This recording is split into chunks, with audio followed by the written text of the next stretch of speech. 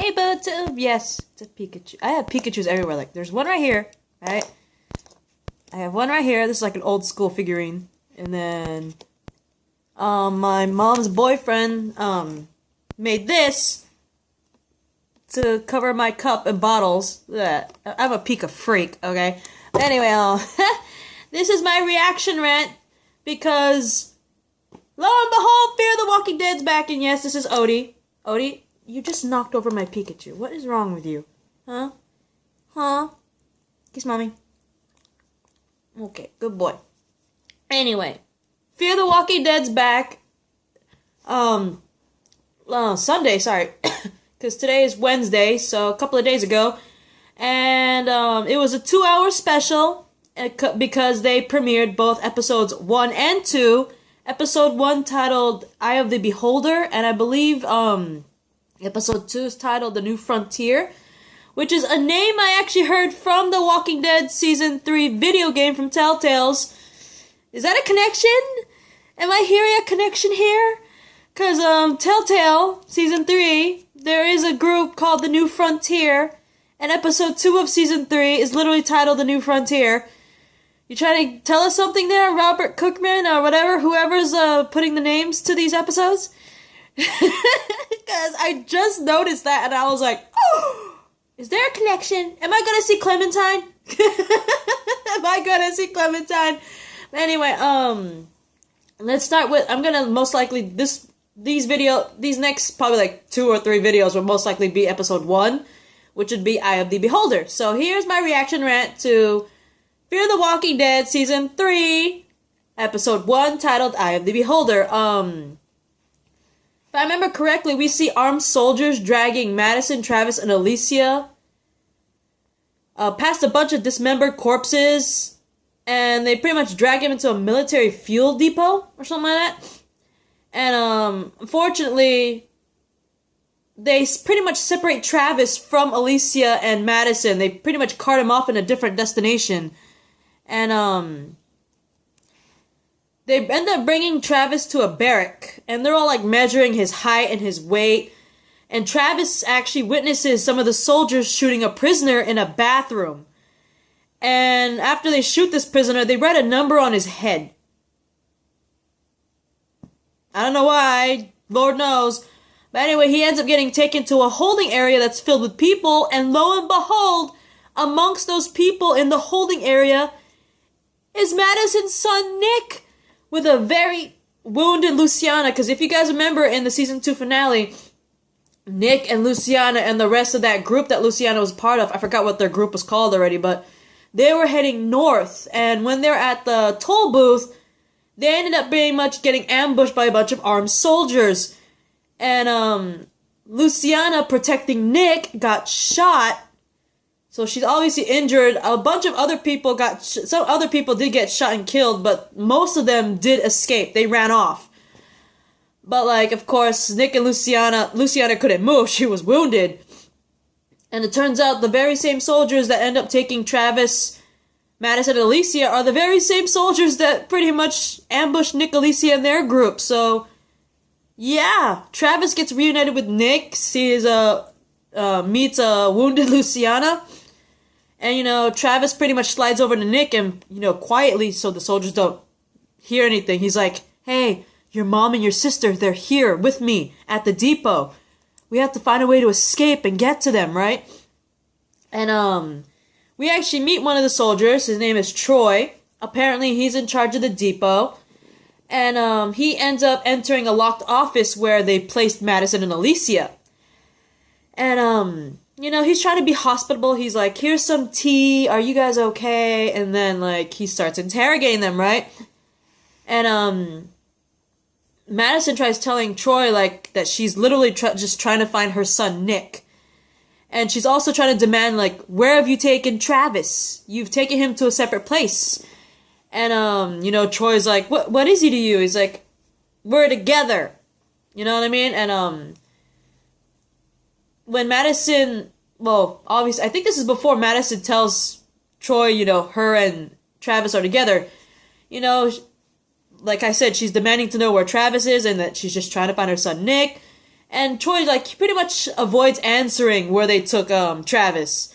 But he does promise to let them go once he's finished processing them, right?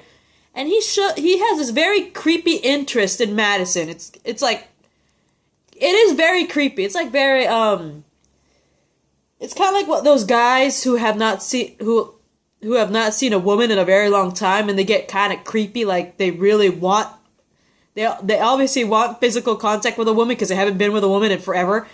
And it's like, I'm guessing this is why he has this very creepy particular interest in Madison. I'm guessing, like, ever since this apocalypse, guy's been horny or something, and he hasn't had a girl in a while, so when he sees a pretty woman like Madison, he's like, hello. You know what I mean? I don't know. But he shows a very creepy yet particular interest in Madison, which is kind of creepy.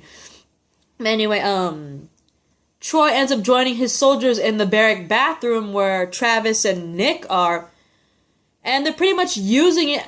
Well, the bathroom is like a couple away, not that far away from where Travis, Nick, and Alicia are. But anyway, apparently this bathroom, this barrack bathroom, is being used as a sort of secret lab. Or lab, anyway, because, Troy's men are literally testing infected resurrection times. What I mean by that is, basically, remember when, Travis was being taken to a barrack to be measured his height and weight, he witnessed some soldiers shooting a prisoner in the bathroom, and they write a number on their head? Basically, they're shooting people, and they're timing how long it takes for them to turn into infected. Right? And it's like, what the hell? These guys are sickos. They're basically killing people just to see how long it takes them to turn. And it's like, you sick son of a bitch. Oh my god. Hang on for a sec, guys. I hear something. Sorry, guys. I thought I heard something. But anyway. So his men select several people with like that are like completely different from each other. They vary in body types, health, even ethnic backgrounds, because they're trying to determine such variations have any effect. They think, you know, some of these people will turn faster if they're different ethnic groups or different health and different body types, right? Hence why they pretty much captured different people. This is probably why they measured Travis's height and weight.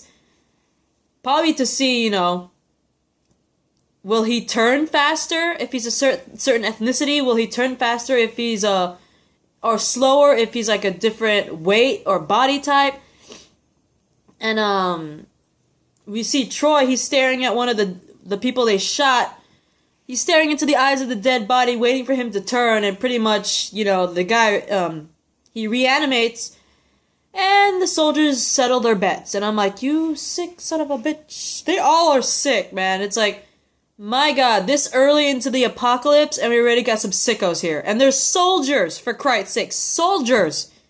It's like, Jesus Christ, it's like, I understand, like, with the normal Walking Dead show, like, Negan and all them, they become sick bastards because it's been a while. It's been, like, at least over a year, right? At least. I mean, look at, Rick's daughter. I mean, for Christ's sake, it's been years, obviously, since the apocalypse first started. So, I'm not surprised that there's some sicko weirdos out there, because being an apocalypse can do stuff to your head, and especially if you have years on you, but this is literally the beginning of the apocalypse. I don't even think it's been a year.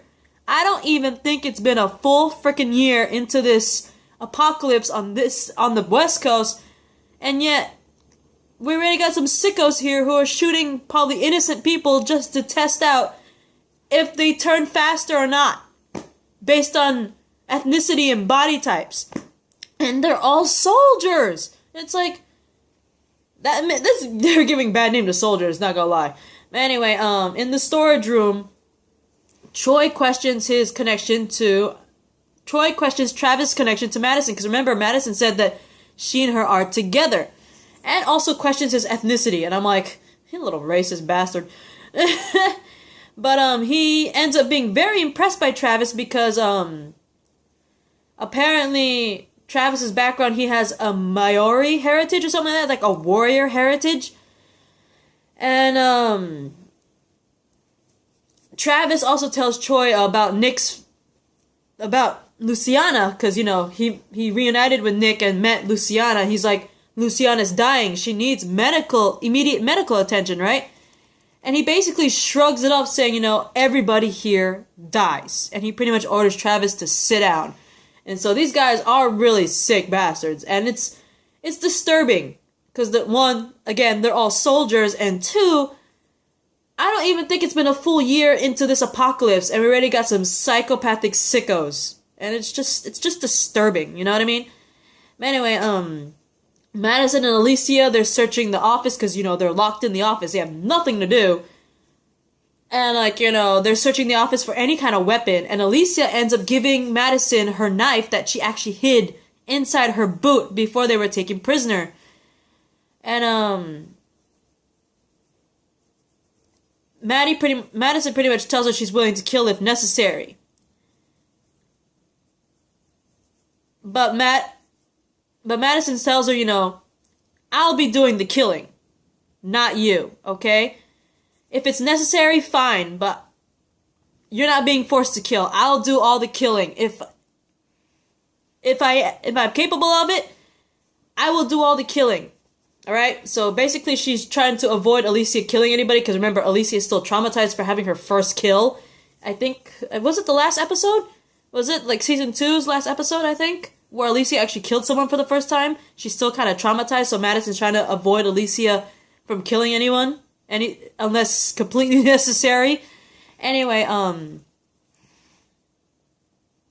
there's another fellow prisoner there named Steven, apparently, and he asked Travis to help plan an escape for them. Unfortunately, their conversation ends up interrupted when the soldiers take pretty much Travis, Nick, Luciana, and Steven into the lab. And they tell him to sit down in a line. And the next victim is pretty much dragged to the wall and shot, right? And Madison watches over Alicia. Apparently Alicia has fallen asleep. And, you know, Madison's watching over, planning their next move. And Steven, back with Steven and them, he tells Travis that they can escape through the depot via sewer tunnels. And it leads to the border. And, you know, Travis agrees to help, naturally. And, the bored soldiers pretty much amp up their ante when it comes to the little sick game by shooting 2 victims at once. And unfortunately, since they shot 2 victims at once, Nick is the next one in line. But anyway, I am currently running out of time. I will see you in a part 2 video. Bye, guys.